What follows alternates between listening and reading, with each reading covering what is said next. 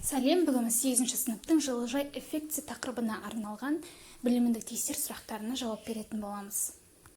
Бірінші сұрақ: жылыжай эффектісі деген не? Оны қандай газдар тудырады? Бұл газдардың кейбірінің формулаларын жазыңдар. Жылу эффектісі дегеніміз бұл жердегі атмосфераның кейбір қабаттарының концентрациясының жоғарылауына байланысты болатын атмосфераның төменгі қабаттарын жылыту. Оның мәні өте қарапайым. Күн сәулесі планетаның бетін қыздырады, бірақ сонымен бірге жылу сақталады және ғарыш кеңістігіне оралмайды. Газдар бұған кедергі келтіреді. Осы процестердің нәтижесінде планета температурасы жоғарылайды. Парниктік газдардың негізгі құрамына көміртек диоксиді, азот оксиді, метан кіреді. Формулалары CO2, NO, CH4.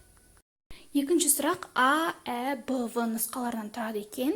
Барлығының жауабы барлық сұрақты оқып болғаннан кейін көрсетемін. Асы: параграфта көрсетілген деректерді пайдаланып 1960 жылдардан бастап CO2 мөлшерінің өзгеру графигін тұрғызыңдар. Бұл графикті осы жылға дейін жалғастырып сызыңдар. Ә. 3, 5, 10 жылдан кейін CO2 мөлшері қандай болуы мүмкін екенін болжап көріңдер. Б. Бұл график нені көрсететінін түсіндіріңдер. В. Неліктен осылай болғанын талқылаңдар. Графикті тұрғыздық, сіздер сызып алсаңыздар болады. 3, 5, 10 жылдан кейін көмірқышқыл газының мөлшері бірнеше есеге көбейеді. Біздің салған график әр жылдағы көмірқышқыл газының мөлшерін көрсетеді. Ал бұның салдары неден болады десек, оның бірнеше ластаушы көздері бар.